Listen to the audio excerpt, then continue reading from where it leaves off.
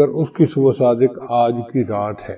آج رات سے رمضان کی برکتیں آنی شروع ہو گئیں، یہ اب ہر روز بڑھتی جائیں گی، حتیٰ کہ رمضان المبارک سے ایک دو دن پہلے ایسے ہی برکتیں ہوں گی جیسے کہ خود رمضان کی برکتیں ہوتی ہیں۔ اب آج کی رات میں انسان کے لیے رزق کے فیصلے اللہ تعالیٰ فرماتے ہیں۔ رزق میں انسان کے بیوی بچے، صحت، عزت، کاروبار سب کچھ آ جاتا ہے۔ جو کچھ بھی ہے وہ رزق میں شامل ہے۔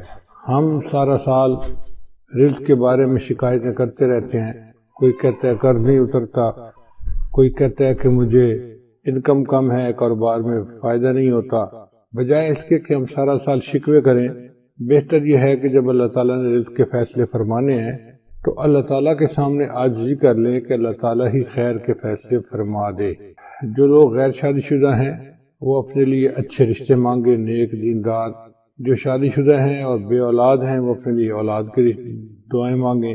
جو صاحب اولاد ہیں وہ اولاد کی نیکی کے لیے دعائیں مانگیں۔ جو بیمار ہیں وہ صحت کے لیے دعائیں مانگیں۔ جو پریشان حال ہیں مرد یا عورتیں وہ اپنی پریشانیوں کے دور ہونے کے لیے دعائیں مانگیں، اپنے لیے بھی مانگیں، اہل خانہ کے لیے بھی مانگیں، ملک کے سب لوگوں کے لیے مانگیں، پوری امت مسلمہ کے لیے مانگیں، پوری دنیا کے مسلمانوں کے لیے مانگیں۔ یہ وقت پوری امت کے مسلمانوں کے اوپر بہت مشکل آ گیا ہے۔ اے خاصہ اے خاصان رسول وقت دعا ہے، امت پہ تیری آ کے عجب وقت پڑا ہے۔ آج کے دور میں روٹی اور رزق زندگی کا نصب العین بن گئے ہیں۔ ایسے لگتا ہے کہ انسان دنیا میں آیا ہی اس لیے ہے کہ مجھے اچھا کمانا ہے اور اچھا کھانا ہے۔ یہ مقصد زندگی نہیں ہے، یہ ضرورت زندگی ہے۔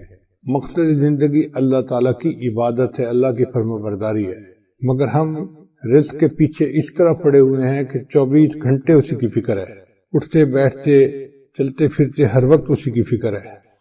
حالانکہ آج کے دور میں زیادہ کھا کر مرنے والوں کی تعداد زیادہ ہے بنسبت بھوک سے مرنے والوں کے، اور اللہ تعالیٰ نے رزق کی اتنی بہتات دی ہے کہ بے موسم کے پھل ہر جگہ پر ملتے ہیں۔ پھل کیا ملنا بلکہ بے موسم کے جوس ہر جگہ ملتے ہیں۔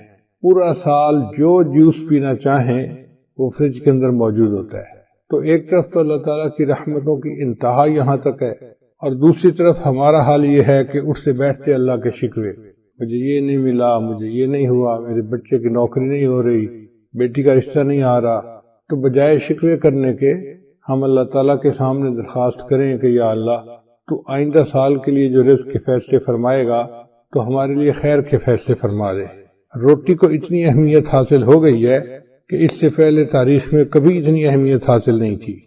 دین اسلام اتنا خوبصورت ہے کہ اس نے کسب حلال کو عبادت کہا ہے، اس لیے شریعت نے رہبانیت سے منع کیا ہے۔ رہبانیت کہتے ہیں کہ اتنا دین میں لگ جانا کہ دنیا کو چھوڑ دینا، بچوں کو نظر انداز کر دینا۔ لا رہبانیت فی الاسلام، اسلام کے اندر کوئی رہبانیت نہیں ہے۔ دوسری طرف ہے اباہیت۔ اباہیت کہتے ہیں کہ روٹی کپڑا اور مکان کو زندگی کا مقصد بنا لینا، یہ بھی ناجائز ہے۔ نہ رہبانیت جائز ہے نہ اباہیت جائز ہے، ہمیں اس کے درمیان کی زندگی گزارنی ہے۔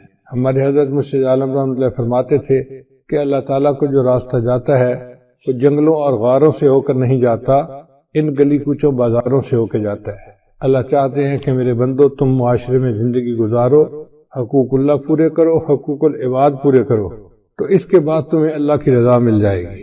اس لیے انسان رزق حلال کے لیے کوشش تو کرے مگر حرص نہ دکھائے۔ جو مقدر میں ہے ملنا وہی ہے، جو مرضی کرتا پھرے۔ یہ جو ہمارا پیٹ کا مسئلہ ہے نا، یہ صرف موت تک کا مسئلہ نہیں، موت کے بعد کا بھی مسئلہ ہے۔ چنانچہ قیامت میں جب انسان کھڑا ہوگا تو اسے سخت پیاس لگی ہوگی۔ جن لوگوں کو جنت میں بھیجا جائے گا ان کو سخت بھوک ہوگی، مگر ان کو وہاں کھانے کے لیے زقوم دیا جائے گا اور پینے کے لیے غسلین دیا جائے گا۔ وہ غسلین اتنا گرم ہوگا کہ انسان کی آنتیں کٹ کر پخانے کے راستے باہر نکل جائیں گی۔ پھر انسان ٹھیک ہو جائے گا، پھر بھوک لگے گی، پھر پیاس لگے گی، اور یہ سائیکل سزا کا چلتا ہی رہے گا۔ اللہ تعالیٰ فرماتے ہیں کہ جب ان کی جسم کی جلد جل جائے گی، بدلناہم جلودا غیرہا لیذوقوا العذاب، ہم ان کے جسم کی سکن کو دوبارہ ٹھیک کر دیں گے تاکہ ان کو دوبارہ عذاب مل سکے۔ تو یہ پیٹ کا مسئلہ کوئی ابھی کا نہیں ہے، یہ مستقل ایک مسئلہ ہے۔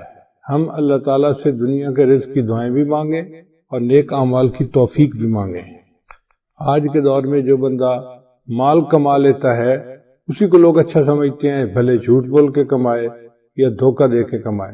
شریعت نے کہا کہ مال تو اس نے کما لیا مگر مال کے ساتھ وبال بھی آئے گا اگر مال حرام ہوا۔ ہم کتنے لوگوں کو دیکھتے ہیں کہ ان کے پاس پیسہ تو بہت ہوتا ہے، کسی کی بیوی نافرمان، کسی کے بچے نافرمان، کسی کو بیماری لگ گئی، کسی کو دفتر کے مقدموں میں الجھا لیا گیا، تو ایسے مال کا کیا فائدہ کہ انسان کے لیے جینا مشکل ہو جائے۔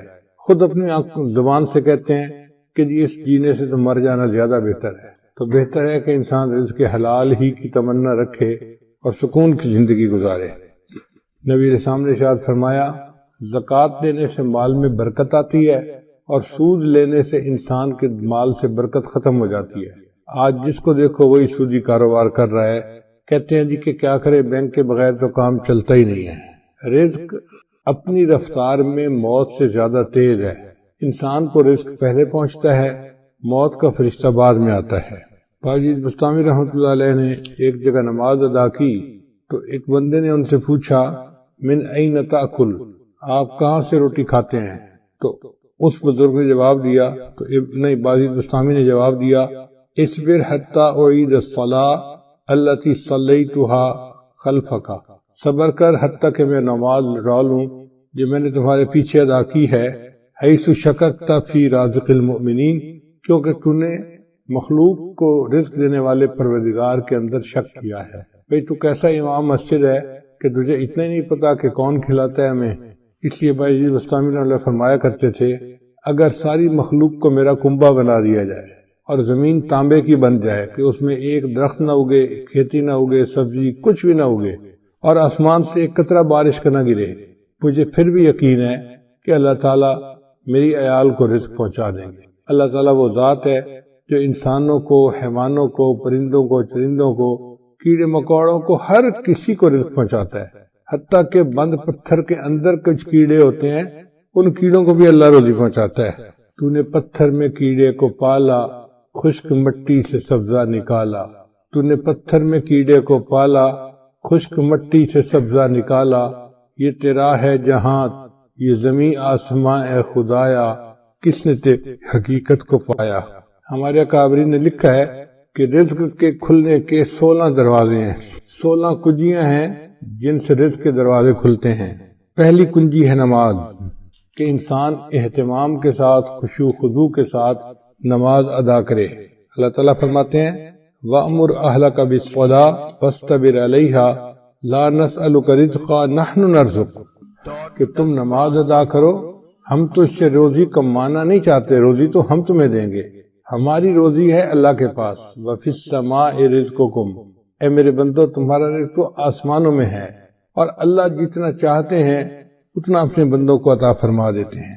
تو سب سے پہلا عمل ہو گیا کہ انسان نماز کو اہتمام کے ساتھ ادا کرے۔ آج ہم نماز تو پڑھتے ہیں مگر جیسے مرغا ٹکریں لگا رہا ہوتا ہے، ہم بھی اسی طرح اٹھک بیٹھک کر رہے ہوتے ہیں، دل دماغ کہیں اور پہنچا ہوا ہوتا ہے، جس کی وجہ سے نماز کی برکتیں سامنے نہیں آتی۔ دوسرا رزق کا دروازہ ہے استغفار کی کثرت کرنا۔ چنانچہ اللہ تعالیٰ ارشاد فرماتے ہیں، استغفروا ربکم انہ کان غفارا، اپنے رب کے سامنے استغفار کرو، اللہ گناہوں کو معاف کرنے والا ہے۔ اور حدیث پاک میں آتا ہے، من استر من الاستغفار، جو بندہ استغفار کی کثرت کرتا ہے، جعل اللہ لہ من کل ہم فرجا، اللہ تعالیٰ اس کے لیے ہر مشکل میں آسانی کر دیتا ہے، ومن ضیق فرجا، اور ہر مشکل کو آسان کر دیتا ہے، وَرَزَقَهُ مِنْ حَيْثُ لَا يَحْتَسِبُ، اور اسے ایسی طرف سے رزق دیتا ہے کہ جس کا اس کو گمان بھی نہیں ہوتا۔ تو گویا استغفار کے زیادہ کرنے سے اللہ تعالیٰ بندے کو رزق ایسی طرف سے دیتے ہیں جس کا اس کو گمان ہی نہیں ہوتا، اور اس کے رزق کی پریشانی کو دور کر دیتے ہیں۔ پھر تیسرا رزق کا دروازہ ہے اللہ کے راستے میں خرچ کرنا، اس کو کہتے ہیں انفاق فی سبیل اللہ، اس لیے کہ جو بندہ اللہ کے راستے میں خرچ کرتا ہے اللہ تعالیٰ اس کو واپس لوٹاتے ہیں۔ اللہ تعالیٰ فرماتے ہیں، وما انفقتم من شیء فهو یخلفہ، تم اللہ کے راستے میں جو خرچ کرو گے وہ اللہ تمہیں اس کا بدلہ دے گا۔ ہم 1 روپیہ خرچ کرتے ہیں، اللہ ہمیں اس کے بدلے 10 عطا فرماتے ہیں، 20 عطا فرماتے ہیں، 70 عطا فرماتے ہیں، حتیٰ کہ کئی مرتبہ 1 کے بدلے 700 عطا فرماتے ہیں۔ لوگ کہتے ہیں جی کہ ہم کہاں سے پیسہ دیں، ہماری تو ضرورتیں پوری نہیں ہوتی۔ بھائی ضروری نہیں کہ انسان لاکھوں دے، جتنا بھی غریب آدمی ہے 5-10 روپے خرچ کرنا تو کوئی مشکل کام نہیں ہوتا۔ تو ہمیں چاہیے کہ ہم مسکینوں پہ، فقیروں میں خرچ کریں، یا مدارس کے جو طلباء ہیں ان کے لیے مطبخ میں خرچ کریں، کیونکہ ہم اللہ کے راستے میں خرچ کریں گے تو اللہ تعالیٰ اس قرض حسنہ کو واپس لوٹا کر رہیں گے اور کئی گنا کر کے لوٹائیں گے۔ تو دیکھنے میں ہم 1 دے رہے ہوں گے اور دوسری طرف سے 10 ہماری جیب میں واپس آ رہے ہوں گے، مگر یہ نفع کا کاروبار ہر بندے کو کرنا نہیں آتا، لوگ پریشان ہو جاتے ہیں۔ تو پہلا دروازہ تھا نماز کو اہتمام کے ساتھ ادا کرنا، دوسرا دروازہ تھا استغفار کی کثرت کرنا، تیسرا دروازہ تھا کہ اللہ کے راستے میں اپنے مال کو خرچ کرنا، اور چوتھا دروازہ ہے دین کے لیے ہجرت کرنا۔ جیسے بعض لوگ سعودی عرب چلے جاتے ہیں یا ایک شہر سے دوسرے شہر چلے جاتے ہیں تو ان کے کام کاروبار میں برکت آ جاتی ہے، لیکن جن لوگوں کو اللہ نے وطن کی روزی دی ہوئی ہے وہ خوش نصیب ہیں، وہ اللہ کی اس نعمت کا شکر ادا کریں۔ ہر بندے کو یہ نعمت نصیب نہیں ہوتی۔ پھر چوتھا عمل ہے تقوی اختیار کرنا۔ اللہ تعالیٰ فرماتے ہیں وَلَوْ أَنَّ أَهْلَ الْقُرَىٰ آمَنُوا وَاتَّقَوْا لَفَتَحْنَا عَلَيْهِمْ بَرَكَاتٍ مِّنَ السَّمَاءِ، اگر یہ بستی دیسوں والے ایمان لاتے، تقوی کو اختیار کرتے تو ہم ان کے لیے آسمان سے برکتوں کے دروازے کھول دیتے۔ تو گناہوں سے بچنے پر اللہ تعالیٰ رزق کے دروازوں کو کھول دیتے ہیں، اور آج گناہوں کی وجہ سے رزق کے دروازے بند ہیں اور ہم پریشانیوں کا شکار ہیں۔ پھر پانچواں عمل جو رزق کے دروازے کھولتا ہے وہ ہے عبادت کی کثرت کرنا۔ حدیث مبارکہ ہے، اللہ تعالیٰ ارشاد فرماتے ہیں، یہ حدیث قدسی ہے، ابن آدم، اے آدم کے بیٹے، تفرغ لعبادتی، میری عبادت کے لیے تو فارغ ہو جا، املأ صدرک انی واسد فقرک، املأ صدرک غنى، میں تیرے سینے کو غنا سے بھر دوں گا اور تیرے فقر کو ختم کر دوں گا۔ تو دیکھیں عبادت کرنے سے اللہ تعالیٰ سینے میں بے نیازی ڈال دیتے ہیں اور بندے کے فقر کو ختم کر دیتے ہیں۔ اس لیے اللہ کا ذکر کثرت سے کرنا، قرآن پاک کی تلاوت کرنا، نیکی کرنا، یہ انسان کے رزق میں برکت کا دروازہ ہے۔ اور اگر تو ایسا نہیں کرے گا تو تیرے ہاتھ کاموں میں الجھا دوں گا اور لوگوں کی طرف تیری محتاجی کو ختم نہیں کروں گا۔ دیکھو کیسی عجیب بات کہی ہے کہ میں تیرے ہاتھ کو کاموں میں الجھا دوں گا۔ ویسے تو بڑا مصروف نظر آئے گا، یہ کر رہا ہوں، یہ دے رہا ہوں، یہ لے رہا ہوں، یہ فائل آ رہی ہے، یہ جا رہی ہے، یہ آرڈر ہے، یہ فلاں ہے، ہاتھ تیرے کام میں الجھے ہوں گے مگر تیرا فقر ختم نہیں ہوگا، تنگدستی ختم نہیں ہوگی۔ اور چھٹا عمل جس سے رزق کے دروازے کھلتے ہیں وہ ہے حج اور عمرے کی کثرت کرنا۔ اگر اللہ تعالیٰ توفیق دے تو بندے کو چاہیے کہ کثرت سے عمرہ کرے اور بار بار حج کرے۔ دیکھنے میں تو حج اور عمرے پہ انسان پیسہ خرچ کر رہا ہوتا ہے، لیکن حقیقت میں وہی پیسہ اس کے لیے باعث برکت بن کے اس کو واپس اللہ لوٹا رہے ہوتے ہیں۔ چنانچہ نبی علیہ السلام کے پاس جب کوئی بندہ رزق کی شکایت کرتا تھا تو نبی علیہ السلام اسے مشورہ دیتے تھے کہ تم عمرہ کرو۔ عمرہ کر کے جو دعائیں مانگتا تھا تو اللہ تعالیٰ رزق کی پریشانی کو دور فرما دیتے تھے۔ ساتواں عمل جس سے رزق کے دروازے کھلتے ہیں اس کو کہتے ہیں صلہ رحمی۔ صلہ رحمی کا مطلب یہ ہے کہ جن کے ساتھ خونی رشتے ہوتے ہیں ان کے ساتھ محبت کا تعلق رکھنا، ان کے ساتھ پیار محبت کا ریلیشن رکھنا اور غم خوشی میں ان کے ساتھ رہنا، اس کو صلہ رحمی کہتے ہیں۔ چنانچہ جو بندہ صلہ رحمی کرتا ہے اللہ تعالیٰ اس کو 2 نعمتیں عطا فرماتے ہیں۔ حدیث پاک میں ہے من احب ان یزاد فی عمرہ، جو بندہ اس بات کو پسند کرتا ہے کہ اس کی عمر کے اندر زیادتی ہو، یعنی لمبی عمر ہو، ویزاد فی رزقہ، اور اس کے رزق میں زیادتی ہو، برکت ہو، فلیصل رحمہ، اس کو چاہیے کہ صلہ رحمی کو زیادہ کرے۔ پھر 8واں دروازہ ہے رزق کے کھلنے کا کمزوروں سے حسن سلوک، کہ جو لوگ کمزور ہوتے ہیں، بیمار ہوتے ہیں، بوڑھے ہوتے ہیں، ان کے ساتھ حسن سلوک کرنا۔ حدیث مبارکہ میں آتا ہے کہ تمہیں اپنے کمزور اور ضعیف لوگوں کی وجہ سے نصرت ملتی ہے۔ اللہ تعالیٰ قرآن مجید میں فرماتے ہیں وَلَوْ يُؤَاخِذُ اللَّهُ النَّاسَ بِمَا كَسَبُوا، اگر اللہ تعالیٰ پکڑ لیتا انسانوں کو جو عمل وہ کرتے ہیں، مَا تَرَكَ عَلَى ظَهْرِهَا مِن دَابَّةٍ، تو زمین کی سطح کے اوپر کوئی ایک بھی جاندار باقی نہ بچتا۔ اگر اللہ پکڑنے پہ آتا نا جو تم اعمال کرتے ہو تو کوئی انسان نہ بچتا، کوئی جانور نہ بچتا، زمین کے اوپر کچھ بچتا ہی نہ۔ تو اللہ تعالیٰ ہمیں جو رزق دیتے ہیں وہ چھوٹے بچوں کی وجہ سے، بوڑھوں کی وجہ سے، بیماروں کی وجہ سے، عورتوں کی وجہ سے دیتے ہیں، مہمانوں کی وجہ سے دیتے ہیں۔ لہذا ان کو بوجھ نہیں سمجھنا چاہیے، بلکہ ان کی وجہ سے ہمیں رزق ملتا ہے، ہر وقت ذہن میں یہ رکھنا چاہیے۔ رزق کا نواں دروازہ جس سے کہ انسان کا رزق کھلتا ہے اس کو توکل کہتے ہیں۔ توکل کا مطلب یہ ہے کہ انسان اللہ پر امید رکھے، اپنی طرف سے کوشش کرے اور نتیجہ اللہ پہ چھوڑ دے۔ وَمَن يَتَوَكَّلْ عَلَى اللَّهِ فَهُوَ حَسْبُهُ، جو اللہ پر توکل کرتا ہے اللہ اس کے لیے کافی ہو جاتا ہے۔ حدیث مبارکہ میں آئے لو انکم توکلون علی اللہ حق توکلہ، اگر تم توکل کرتے جیسے کہ اللہ پہ توکل کرنی چاہیے، لرزقکم کما یرزق الطیور، تو اللہ تعالیٰ تمہیں اس طرح رزق پہنچاتے جس طرح اللہ تعالیٰ پرندوں کو رزق پہنچاتے ہیں۔ وہ صبح اپنے گھونسلے سے خالی پیٹ نکلتے ہیں اور شام کو اپنے گھونسلے میں پیٹ بھرے واپس آتے ہیں۔ انسان کا معاملہ الٹ ہے، بیچارہ گھر سے پیٹ بھر کے نکلتا ہے اور شام کو خالی پیٹ گھر واپس آتا ہے۔ اور پرندوں کا معاملہ دیکھو کہ وہ خالی پیٹ گھر سے نکلتے ہیں اور اللہ ان کو پیٹ بھر کے رات کو واپس گھر پہنچاتے ہیں، جبکہ پرندے اپنے لیے کوئی چیز جمع بھی نہیں کر سکتے۔ کوئی پرندہ آپ نے ایسا نہیں دیکھا ہوگا جو سال کی روزی جمع کر لے، انسان جمع بھی کر لیتا ہے، پھر اس کا یہ حال ہے۔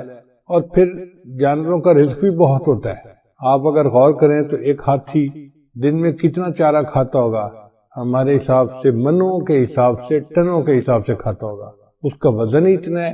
اور ہم نے جہاں بھی جنگل میں ہاتھی دیکھا اس کو ہر وقت چرتے ہوئے دیکھا۔ تو جو ٹنوں کے حساب سے کھانا کھاتے ہیں ان کے پیٹ اللہ بھر دیتے ہیں، اور انسان بیچارہ کتنا کھا لیتا ہے، بڑے سے بڑا پہلوان ہو تو 2 روٹی، اس سے پیٹ بھر جاتا ہے بندے کا۔ تیسری روٹی دیں بھی صحیح نا تو کہتے ہیں نا جی پیٹ بھر گیا۔ تو ہمارا پیٹ بھی چھوٹا ہے اور ہم گھر سے پیٹ بھرے نکلتے ہیں اور رات کو خالی پیٹ واپس آتے ہیں۔ بہتر ہے کہ ہم اللہ تعالیٰ کے اوپر توکل کریں تو پھر دیکھیں کہ اس کی برکتیں کتنی ہوگی۔ پھر 10واں دروازہ ہے انسان نعمتوں کا شکر ادا کرے۔ اللہ تعالیٰ فرماتے ہیں لَإِن شَكَرْتُمْ لَأَزِيدَنَّكُمْ، اگر تم شکر ادا کرو گے ہم اپنی نعمتیں تم پر اور زیادہ کریں گے۔ آپ دیکھیں ہمارے اوپر اللہ کی کتنی نعمتیں ہیں، ہم تو شکر بھی ادا نہیں کر سکتے۔ الحمدللہ ثم الحمدللہ کہ گھروں میں کھانا کھانے بیٹھتے ہیں تو 1 سالن 2 سالن تو معمول کی بات ہے، کبھی گوشت پکا ہوتا ہے، کبھی دال پکی ہوتی ہے، کبھی روٹی بنی ہوتی ہے، کبھی چاول بنے ہوتے ہیں۔ اب 2 قسم کے کھانے پڑے ہوتے ہیں، حالانکہ کھانا تو ایک بھی مل جاتا تو بہت تھا، مگر یہ اللہ کی نعمت ہے نا کہ اللہ کئی قسم کے کھانے دیتے ہیں۔ اور پھر یہ نہیں کہ کھانے ہی ہمیں ملتے ہیں، کھانے کے علاوہ وافر کھانے ہوتے ہیں۔ چنانچہ میں نے دیکھا ہے کہ ہمارے پاس کئی دفعہ 8-10 مہمان آ جاتے ہیں نا تو مجھے صرف اندر پیغام بھیجنا پڑتا ہے جی کہ مہمان ہیں، کوئی کھانے کے لیے تردد نہیں کرنا پڑتا۔ اللہ کے فضل سے اتنا کھانا ہوتا ہے گھر والوں کا بچا ہوا کہ 8-10 آدمیوں کا کھانا تو اسی میں ہی نکل آتا ہے۔ یہ اللہ کا کتنا بڑا کرم ہے، کتنا بڑا فضل ہے، ہم اللہ کی اس نعمت کا شکر ہی ادا نہیں کر سکتے۔ ابن عطا اسکندری رحمۃ اللہ فرمایا کرتے تھے من لم یشکر النعمہ فقد تعرض لزوالها، کہ جس نے نعمت کا شکر ادا نہیں کیا اس نے نعمت کو اب زوال کے لیے پیش کر دیا کہ اللہ مجھے یہ نعمت نہیں چاہیے۔ ومن شکرہا، اور جس نے نعمت کا شکر ادا کیا فقد قید بعقالہا، اس نے نعمت کو نکیل کے ذریعے سے پکڑ لیا، باندھ لیا اپنے پاس۔ یعنی جو نعمت ملتی ہے اور بندہ اس کے اوپر شکر ادا کرتا ہے پھر وہ نعمت اللہ اس سے واپس نہیں لیتے بلکہ اس نعمت میں اور برکت عطا فرما دیتے ہیں۔ پھر 11واں دروازہ کہ جب بھی مرد اپنے گھر میں داخل ہو مسکراتے چہرے کے ساتھ داخل ہو اور اہل خانہ کو سلام کرے۔ حدیث مبارکہ میں ہے سیدہ صدیقہ نے فرماتی ہیں کہ نبی صاحب جب بھی گھر تشریف لاتے تھے تو مسکراتے چہرے کے ساتھ آتے تھے اور اہل خانہ کو سلام کیا کرتے تھے۔ یہ اہل خانہ کو سلام کرنا رزق کی برکت کا ذریعہ ہے۔ چنانچہ حدیث پاک میں ہے ثلاثۃ کلہم ضامن اللہ، 3 بندے ہیں جن کا اللہ کے اوپر ضمانت ہے، یعنی اللہ ان کو رزق پہنچاتا ہے۔ ان عاش رزقا، اگر وہ زندہ رہے گا تو اللہ روزی عطا فرمائے گا، وکفا، اور روزی ان کے لیے کافی ہوگی، وَإِن مَاتَ، اور اگر وہ مر جائے گا داخل الجنہ، تو جنت میں اللہ ان کو داخل کر دے گا۔ یہ کون 3 بندے ہیں؟ ان میں سے ایک بندہ ہے رجل، وہ بندہ داخلہ بیتہ، جو اپنے گھر کے اندر داخل ہو بسلام، اور گھر والوں کو سلام کرے، وَهُوَ ضَامِنٌ عَلَى اللَّهِ، وہ اللہ کے ضمانت میں آ جاتا ہے۔ اب یہ کتنا آسان کام ہے، مگر بہت سارے لوگ ہیں جو گھروں میں داخل ہوتے ہیں تو ان کو سلام کرنا یاد ہی نہیں ہوتا، بس باتوں میں لگ جاتے ہیں، مسکرائیں گے، بیوی سے پوچھیں گے تیرا کیا حال ہے، بچوں سے پوچھیں گے تم کیسے ہو، مگر سلام کرنا ان کو یاد نہیں ہوتا۔ پھر 12واں عمل والدین کی فرمانبرداری۔ چنانچہ ہمارے بزرگوں نے لکھا ہے کہ 5 چیزوں سے رزق میں برکت ہوتی ہے۔ ایک، جو بندہ صدقہ فرمدامت کرے، دوسرا صلہ رحمی کرے، تیسرا جہاد کرے، چوتھا ہمیشہ باوضو رکھے، اور 5واں والدین کی فرمانبرداری کرے۔ والدین کے فرمانبردار کو اللہ تعالیٰ رزق کی پریشانی میں نہیں ڈالتے، اس لیے ان کی خدمت کر کے ان کی دعائیں لینی چاہیے تاکہ اللہ تعالیٰ کی طرف سے برکتیں اور رحمتیں شامل حال ہو جائیں۔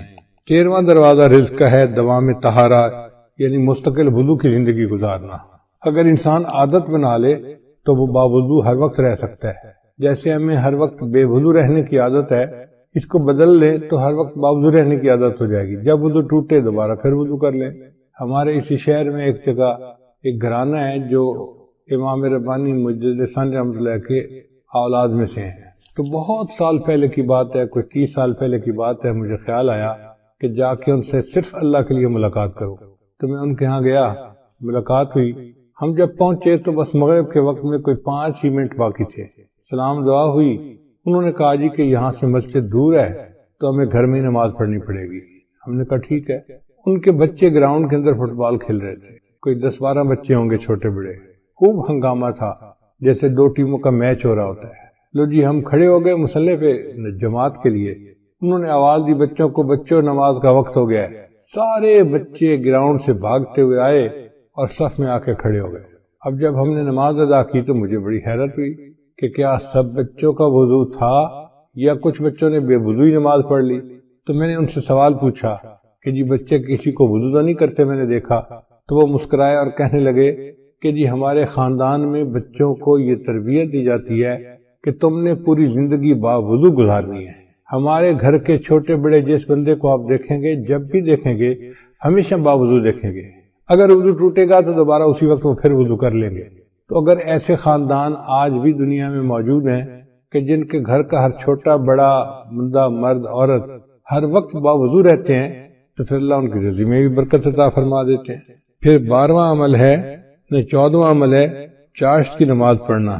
چاشت کی نماز ہوتی ہے دن کے 10 بجے 11 بجے جب ذرا سورج طلوع ہو جاتا ہے اور پاؤں جلنے لگ جاتے ہیں گرمیوں میں، تو اس کو صلاۃ الضحیٰ کہتے ہیں، چاشت کی نماز کہتے ہیں۔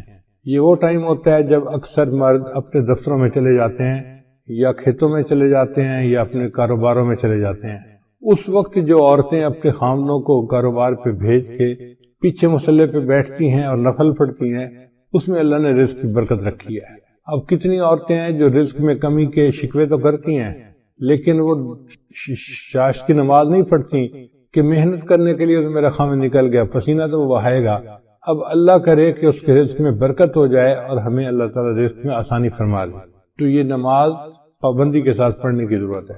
ہمارے بزرگوں نے لکھا ہے کہ جو بندہ چاشت کے وقت نماز نہ پڑھ سکتا ہو، دفتر کی وجہ سے یا کاروبار کی وجہ سے یا دکان کی وجہ سے، اس کو چاہیے کہ سورج نکلنے کے چند منٹ بعد جو اشراق کی نماز پڑھتے ہیں 2 رکعت اشراق کی نیت سے پڑھ لے اور 2 رکعت چاشت کی نیت سے اسی وقت پڑھ لے تو اس کی چاشت کی نماز ہو جائے گی۔ تو معمول بنا لینا چاہیے کہ چاشت کی نماز دفتر جانے سے پہلے پڑھ کے ہی جائیں۔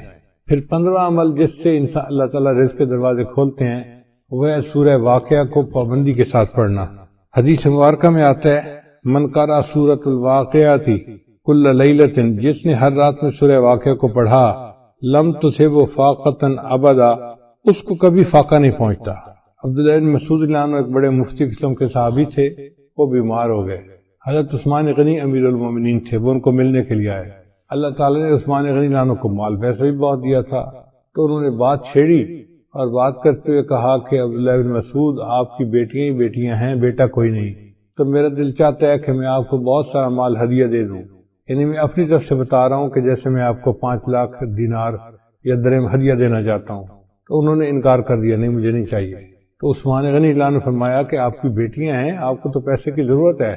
ان کا بیٹیاں تو ہیں مگر میں نے اپنی سب بیٹیوں کو سورہ واقعہ یاد کروا دی ہے اور میں نے ان کو بتا دیا ہے کہ مغرب کے بعد سورہ واقعہ پڑھ لیا کرو۔ نبی علیہ السلام نے فرمایا جو بندہ ہر رات میں سورہ واقعہ پڑھ لیتا ہے اللہ اس کو فاقے سے محفوظ فرما لیتے ہیں۔ یعنی ان صحابہ کا اتنا یقین پکا تھا کہ انہوں نے 4-5 لاکھ ریال ہدیہ لینے کے بجائے سورہ واقعہ کے اوپر زیادہ جو ہے نا بھروسہ کیا کہ اللہ تعالیٰ میری بچیوں کو فاقے سے بچائے گا۔ پھر 16واں عمل ہے دعا کرنا۔ تو ہمیں چاہیے کہ ہم رزق کی برکت کے لیے دعا بھی کریں، جیسے آج کی رات قبولیت دعا کی رات ہے، اور اب سے لے کے جو آگے وقت آ رہا ہے یہ سب قبولیت دعا کا وقت ہے۔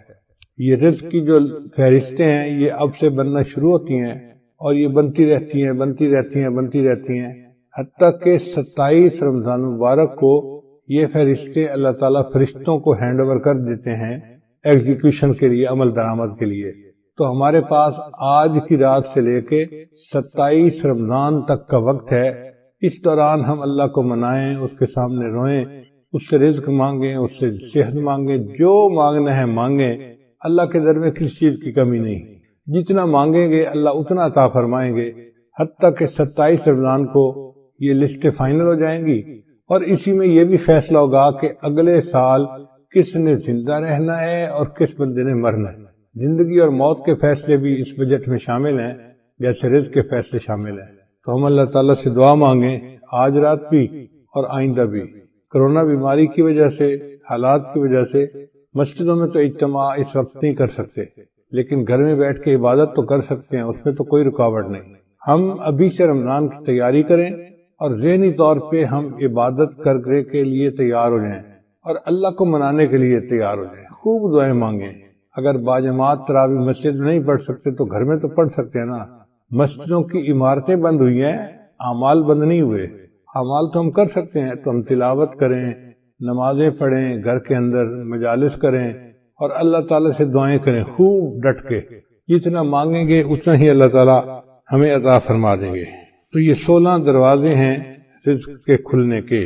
ہمارے بزرگوں نے فرمایا کہ کچھ اسباب ہیں تنگ دستی کے، یعنی کچھ ایسے اسباب ہیں کہ جن کی وجہ سے اللہ تعالیٰ رزق کو ذرا کم کر دیتے ہیں، بند کر دیتے ہیں، تو وہ جاننا بھی ضروری ہے۔ چنانچہ مختصراً میں بتاتا چلوں کہ جو بندہ کھڑے ہو کر جوتے پہن کر ننگے سر کھانا کھاتا ہے اللہ اس کا رزق تھوڑا کر دیتے ہیں۔ اور اگر آپ دیکھیں تو آج کل کی دعوتوں میں یہی سلسلہ ہے، شادی بیاہ میں، ہوٹلوں میں، شادی ہالوں میں اکثر لوگ کھڑے ہو کے کھانا کھاتے ہیں، سر پہ کپڑا بھی نہیں ہوتا اور جوتے بھی پہنے ہوئے ہوتے ہیں۔ پھر رزق میں تنگی تو ہونی ہوتی ہے۔ پھر دوسرا، مہمان کو بوجھ سمجھنا۔ جو لوگ مہمان کے آنے کو بوجھ سمجھیں اور اس فکر میں لگ جائیں کہ جی آ گیا ہے تو کہاں سے اس کو کھلائیں گے اور کتنا اس کو کھلائیں گے اور کتنے دن رہے گا، مہمان بعد میں آتا ہے، اللہ مہمان کا رزق پہلے بھیجتے ہیں۔ تو الحمدللہ ثم الحمدللہ اللہ تعالیٰ خیر فرما دیتے ہیں۔ بلکہ میں تو یہ سمجھتا ہوں کہ ہمیں اللہ مہمانوں کی برکت سے روزی دیتے ہیں۔ ایک دن میں کھانا کھا رہا تھا تو میری بہو کہنے لگی کہ ابو جی ایک بندہ ہے انڈیا کا، بڑا مالدار ہے، اس نے پورا سال ہر روز بندے کو ہر روز 1000 بندوں کو کھانا کھلایا۔ اب وہ بڑی حیران تھی کہ 1000 بندوں کو کھانا ہر روز وہ کھلاتا تھا۔ جب اس نے بات کر لی تو میں نے کہا کہ بیٹا وہ تو امیر آدمی ہے، وہ تو 1000 بندوں کو دن میں ایک دفعہ کھانا پورا سال کھلاتا ہے۔ ہم فقیر لوگ ہیں اور ہم الحمدللہ 1000 طلباء کو دن میں 3 مرتبہ کھانا کھلاتے ہیں۔ تو ناشتہ بھی ہوتا ہے، دوپہر کا کھانا بھی ہوتا ہے، رات کا کھانا بھی ہوتا ہے، اور پورا سال اللہ روزی پہنچا دیتے ہیں۔ تو حیران ہوئی، کہنے لگی ہاں بات تو ٹھیک ہے۔ میری وائف پاس بیٹھی ہوئی تھی تو وہ کہنے لگی کہ میں ایک بات بتاؤں۔ میں نے کہا کیا؟ کہنے لگی کہ ہماری شادی کو 30-35 سال ہو گئے ہیں اور اس 30-35 سال میں ایک دن بھی ایسا نہیں گزرا کہ ہمارے گھر میں مہمان کا کھانا نہ بنا ہو۔ میں نے اللہ کا شکر ادا کیا کہ یا اللہ تیرا کرم اور تیرا احسان ہے کہ الحمدللہ 35 سال میں ہر روز مہمان کا کھانا گھر میں بن رہا ہے، ایک دن بھی ایسا نہیں کہ مہمان گھر میں نہ ہو۔ تو میں تو یہ سمجھتا ہوں کہ اللہ ہمیں رزق جو دیتے ہیں وہ مہمانوں کی وجہ سے دیتے ہیں، تو مہمان نوازی سے کبھی پریشان نہیں ہونا چاہیے۔ پھر تیسرا سبب ہے بغیر بسم اللہ پڑھے کھانا کھا لینا، ہاتھ دھوئے بغیر کھانا کھا لینا۔ یہ بھی بیماری عام ہے، دسترخوان لگے ہوتے ہیں، نہ ہاتھ دھوئے جاتے ہیں، نہ بسم اللہ پڑھی جاتی ہے، نہ کھانے کی دعا پڑھی جاتی ہے، جس وجہ سے پھر تنگ دستی آ جاتی ہے اور اس کے دروازے بند ہو جاتے ہیں۔ پھر کھانے کے برتن کو صاف نہ کرنا، یہ بیماری بھی عام ہے۔ ہم لوگ کھانا کھاتے ہیں اور کچھ تھوڑا سا کھانا آخر پہ بچا دیتے ہیں، حالانکہ اسی کھانے میں برکت ہوتی ہے۔ سنت یہ ہے کہ اگر 3 لقمے کھانا موجود ہے تو اس کو تو چھوڑ دیں تو کوئی اور کھا لے گا، چلو بھائی۔ اگر اتنا کھا لیا کہ 3 لقمے رہ گئے، اس کو خالی نہ چھوڑیں، اب اس کو پلیٹ کو اچھی طرح صاف کر دیں تاکہ اللہ کی نعمت ضائع نہ ہو، اللہ کی نعمت جو ہے وہ کسی انسان کے کام آ جائے۔ مگر اس میں ایسے لگتا ہے کہ جیسے یہ بندہ غریب ہے، اور امیر لوگ جو ہیں وہ ذرا شاہانہ دماغ کے ہوتے ہیں، تو وہ ڈالتے زیادہ ہیں، آدھا کھا لیتے ہیں، آدھا چھوڑ دیتے ہیں۔ یہ جو آدھا کھانا اور آدھا چھوڑنا ہے یہ بھی رزق میں تنگی کا سبب بنتا ہے۔ اور ایک اور بات کہ بیت الخلاء میں باتیں کرنا، پہلے زمانوں میں یہ گناہ کم تھا، آج یہ گناہ زیادہ ہے، بلکہ نوجوان بچے اور بچیاں جو ادھر ادھر کالیں کرتے ہیں چھپ چھپ کے، وہ تو کئی مرتبہ جا کے بیٹھ کے بات ہی کرتے ہیں بیت الخلاء میں، پتہ ہی نہ چلے کسی کو کہ کیا ہوا۔ بیت الخلاء میں باتیں کرنے سے فرشتوں کو بھی تکلیف ہوتی ہے اور رزق کے اندر بھی تنگی کر دی جاتی ہے۔ پھر 7واں بات ہے فقیر کو جھڑکنا۔ اگر کوئی مانگنے والا آئے تو بندہ فقیر کو جھڑکی نہ دے، چلے جاؤ بھائی یہاں سے، کہا نہیں آپ کو چلے جاؤ، سن نہیں رہے، جاتے کیوں نہیں، ایسے جھڑکی نہیں دینی چاہیے، بلکہ اگر کچھ ہے تو دے دے، اور اگر نہیں تو کہہ دے جی آپ آگے چلے جائیں۔ ہم ایک مرتبہ حرم شریف میں بیٹھے ہوئے تھے تو ایک UK کا بندہ حضرت کے پاس آیا مطاف کے اندر، کہنے لگا حضرت میں حج کے لیے آیا ہوں، لیکن یہاں مطاف میں تو مانگنے والے بہت ہیں، ہر تھوڑی دیر کے بعد کوئی فقیر آ جاتا ہے مانگنے والا، اب سمجھ نہیں آتی کہ ہم کس کو دیں اور کس کو نہ دیں۔ اگر ہم ہر کسی کو دے دیں تو ان کی تو عادت بگڑ جائے گی، تو دل چاہتا ہے کہ ان کو نہ دیں، اور اگر ہم نہ دیں تو پھر کون دے گا، تو دل چاہتا ہے دے بھی صحیح، تو اب فیصلہ کرنا مشکل ہوتا ہے۔ تو اب بتائیں کہ ہم کس کو دیں، ہمیں کیسے پتہ چلے کہ کون مستحق ہے اور کون مستحق نہیں ہے؟ حضرت نے اس کی ساری بات کو سنا اور پھر فرمایا کہ اچھا یہ بتاؤ کہ اللہ نے جو تمہیں دیا ہے تم اس کے مستحق ہو؟ اس نے کہا نہیں۔ تو حضرت نے فرمایا جب تم اس کے مستحق نہیں اور اللہ نے پھر بھی تمہیں دے دیا ہے، تم بھی اللہ کے خلق کو اپناؤ، دے دو، مستحق ہے یا نہیں یہ تمہارا مسئلہ نہیں، یہ اللہ کا مسئلہ ہے۔ تو بندہ چپ تو ہو گیا، مگر اس کے دل میں سوال تو بہرحال تھا، تو حضرت نے بھانپ لیا کہ اس کے دل میں سوال ابھی باقی ہے، تو پھر حضرت نے اس کو بات پیار سے سمجھائی۔ حضرت نے فرمایا کہ دیکھو وہ بندہ تمہارے پاس مانگنے آیا ہے، مان لیا کہ وہ صاحب حیثیت ہے اور عادتاً مانگ رہا ہے، تم اسے اس لیے دے دو کہ اللہ کا شکر ادا کرو کہ اللہ تو نے مجھے دینے والوں میں سے بنایا، لینے والوں میں سے نہیں بنایا۔ یہ بھی تو ہو سکتا تھا اللہ تجھے اس کے حال میں ڈال دیتا اور تو لوگوں سے مانگ سکتا تھا۔ تو اللہ تعالیٰ کی اس نعمت کا شکر ادا کرتے ہوئے دے دیا کرو کہ اللہ تو نے مجھے لینے والا نہیں، تو نے مجھے دینے والا بنایا ہے، میں تیرے نام پہ دے رہا ہوں۔ اس پہ اس کے دل کے اندر تسلی ہو گئی اور اس نے حضرت کے ماتھے کا بوسہ لیا اور خوش ہو کے واپس چلا گیا۔ تو اس لیے اگر کوئی فقیر آئے تو اس کو جتنا دے سکتے ہیں دیں، اور اگر نہیں دے سکتے تو پیار سے کہیں جی آپ آگے چلے جائیں، اس کو جھڑکی نہ دیں، اس کو ڈانٹ ڈپٹ نہ کریں۔ پھر مغرب کی نماز کے بعد بلا عذر جو بندہ سو جاتا ہے، اس سے بھی رزق کے اندر برکت کم کر دی جاتی ہے۔ اگر کوئی بیمار ہے یا کوئی عذر ہے تو اس میں تو شریعت اجازت دیتی ہے، لیکن عادت بنا لینا اس کو شریعت نے منع کیا ہے۔ مغرب کے بعد بلا عذر نہیں سونا چاہیے۔ پھر جو بندہ نماز قضا کر دیتا ہے اللہ تعالیٰ اس کے رزق کو تنگ کر دیتے ہیں۔ عورتیں بالخصوص، نیک عورتیں بھی نمازیں قضا کر بیٹھتی ہیں، پتہ ہے کیوں؟ سوچتی رہتی ہیں مہمان آئے ہیں، میں ان کو پہلے چائے بنا کے دے دوں پھر نماز پڑھ لیتی ہوں۔ اب وہ چائے بنا کے دینے میں اتنا کام لمبا ہو جاتا ہے کہ نماز کا ٹائم نکل جاتا ہے، ان کو یاد ہی نہیں ہوتا۔ یاد اس وقت آتا ہے جب اگلی نماز کا وقت شروع ہو چکا ہوتا ہے۔ یا یہ سوچتی رہتی ہیں کہ میں بچے کو نہلا لوں، بچے کھانا کھلا لوں، بچے کو پتہ کر لوں، بچے کو نہلا لوں اور پھر نماز پڑھوں گی۔ یہ جو پھر کا مسئلہ ہے نا، نماز قضا کرنے کی بنیاد یہی ہے۔ نماز کو کبھی پھر پہ نہیں رکھنا چاہیے، ابھی پہلے نماز پڑھیں، بعد میں جو کرنا کریں۔ اس لیے جب نماز کا وقت ہو جائے تو نماز پڑھیں اور اس کے بعد جو کرنا ہے کریں۔ نماز کو کبھی آئندہ پہ نہ چھوڑیں، کیا پتہ چند سانس مزید ہیں بھی صحیح کہ نہیں۔ ہمیں ایک مرتبہ اس کا بہت عجیب تجربہ ہوا۔ ہم پشاور ایک اجتماع سے واپس آ رہے تھے تو لاکھوں لوگ تھے اس اجتماع میں۔ راستے میں ایک چھوٹی سی مسجد میں ہم رکے، ہم نے سوچا کہ ہم یہاں پر عصر کی نماز ادا کر لیتے ہیں۔ تو جب میں مصلی کے اوپر کھڑا ہوا امامت کے لیے تو ایک اور گاڑی آ کے رکی جس میں 4 بندے تھے۔ ان 4 میں سے 2 بندے مسجد کے اندر داخل ہوئے اور دوسرے 2 ان کے پیچھے تھے۔ تو پیچھے والوں نے ان کو کہا یار یہاں تو پہلے ہی نمازی کافی ہیں، چلو ہم عصر کی نماز آگے پڑھ لیں گے۔ تو جو اندر آئے ہوئے لوگ تھے نا وہ بھی باہر نکل گئے اور گاڑی میں بیٹھ گئے اور گاڑی چلی گئی۔ خیر ہم نے نماز ادا کی، پھر اس کے بعد ہم آگے چلے اسلام آباد کی طرف آ رہے تھے۔ کوئی 10 میل کے بعد ہم نے دیکھا کہ اس پہلے والی گاڑی کا ایکسیڈنٹ ہوا ہے، اور ایکسیڈنٹ اتنا فیٹل تھا کہ چاروں کے چاروں بندے مر گئے تھے۔ تو ہم نے جب اس گاڑی کو دیکھا تو گاڑی کو تو پہچان لیا، تو لوگوں نے ہمیں بتایا کہ جی ایکسیڈنٹ اتنا برا تھا کہ ایک بندہ بھی نہیں بچا، سب مر گئے۔ اس وقت مجھے خیال آیا کہ یا اللہ اگر یہ رکے تھے جیسے نماز وہاں پڑھ کے پھر چلتے تو ایک تو وقت کی عصر کی نماز بھی ادا ہو جاتی اور دوسرا اس کی وجہ سے برکت بھی ہو جاتی۔ اب یہ انہوں نے عصر کی نماز ادا نہیں کی ہوگی، نیت تھی پڑھنے کی لیکن بن پڑھے دنیا سے چلے گئے۔ تو کون جانتا ہے موت کا وقت کتنا قریب ہے، اس لیے اگر پھر پہ ڈال دینا جی کہ پھر نماز پڑھیں گے تو اس میں نماز بھی قضا ہو جاتی ہے اور انسان نقصان بھی اٹھاتا ہے۔ ابھی نماز پہلے پڑھیں جب ٹائم ہو جائے، اور عورتوں کے لیے تو اول وقت میں نماز پڑھنا بھی زیادہ فضیلت ہے۔ بس اذان کے انتظار میں رہیں، گھر کے اندر ایک بورڈ ہونا چاہیے جس پر نماز کے ٹائمنگ لگے ہوئے ہوں، بچے بڑے اس بورڈ کو دیکھیں اور جیسے ہی نماز کا ٹائم ہو جائے بس وضو کیا، پہلے نماز پڑھی، بعد میں جو کرنا ہے بعد میں کرتے رہیں گے۔ پھر 11ویں چیز جس سے رزق میں کمی آتی ہے وہ ہے جھوٹ بولنا۔ جو بندہ جتنا زیادہ جھوٹ بولتا ہے اللہ اس کے رزق کو اتنا تنگ کر دیتے ہیں۔ اللہ اکبر، شاید آج ہمارے رزق کے اندر جو تنگی ہے اس کی بنیادی وجہ یہ جھوٹ ہی ہے۔ جھوٹ ہم نے انفرادی طور پر نہیں، قوم میں اجتماعی طور پر آ گیا ہے۔